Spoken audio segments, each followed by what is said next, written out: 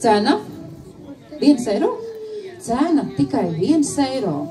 Un atgādināšu, ka visa saziedotā naudiņa aizies Mārtiņa dienas gaiļu skaļākai dziesmai šajā gadā. Tas ir mikrofona iegādē, lai mēs varētu skaļāk runāt, lai mūsu amatieru teātra aktieri varētu skaļāk runāt. Un 7,50, 7,50, 7,51 reizi, 7,52 reizi, 7,53 reizi pārdot. Nāc atais aploksnīt, lai mēs uzzinātu, kā sauc mūsu Mārtiņa dienas gailīti.